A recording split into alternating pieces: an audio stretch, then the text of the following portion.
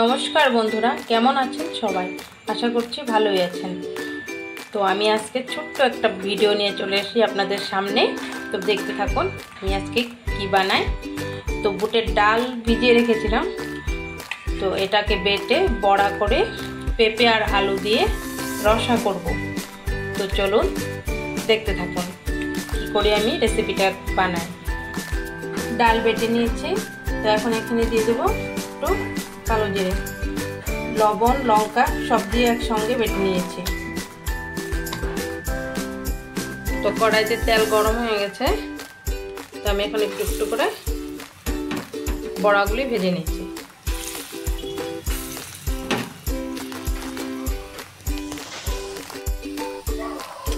বড়াগুলো ভাজা হয়ে গেছে, তো আমি এখন তেল থেকে উঠিয়ে রাখবো। ডালের বড়া ভাজা কমপ্লিট। তো আমি এখন ফোড়নে দিয়ে দিচ্ছি শুকনা লঙ্কা একটা, একটু জিরে আর তেজপাতা নাড়িয়ে চাড়িয়ে এখন দিয়ে দিব আমি কেটে রাখা পেঁপে আর আলুটা।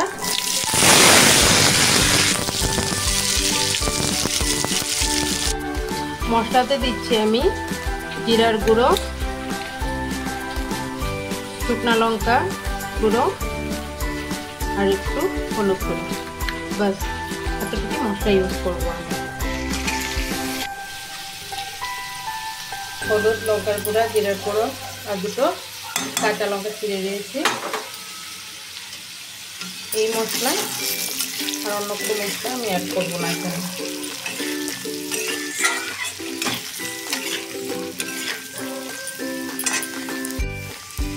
সামান্য একটু জল দিয়ে দেব।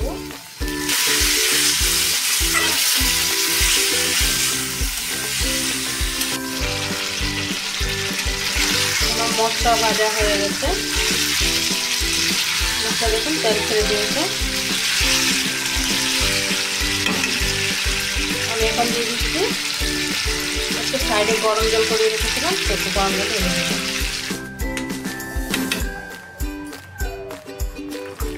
জল ফুটে গেছে, তো আমি এখন বড়াগুলো দিয়ে দেব।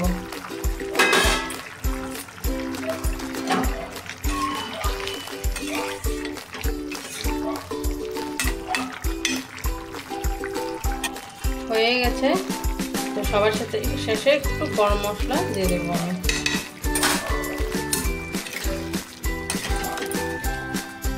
তো পেঁপে আলুর বড়ি দিয়ে পেঁপে আলুর সবজি কার কার ভালো লাগে কমেন্ট করে অবশ্যই বলবেন। আমার কিন্তু খুব ভালো লাগে। পেঁপে আলুর রসা আমার কমপ্লিট। তো এখন সবার শেষে একটু ঘি দিয়ে দেব।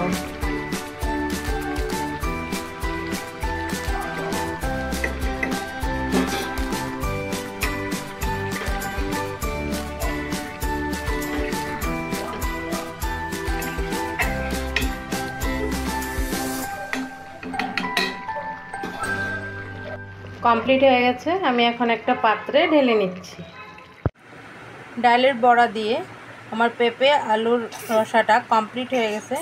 তো রেসিপিটা কেমন লাগলো কমেন্ট করে অবশ্যই বলবেন। যদি ভালো লেগে থাকে একটা লাইক, কমেন্ট, শেয়ার আর সাবস্ক্রাইব করে দিবেন। আজকের জন্য আসি, নতুন আরেকদিন আসবো নতুন একটা ভিডিও নিয়ে। ততদিন ভালো থাকবেন, সুস্থ থাকবেন, নিজেদের খেয়াল রাখবেন। আজকের জন্য বাই।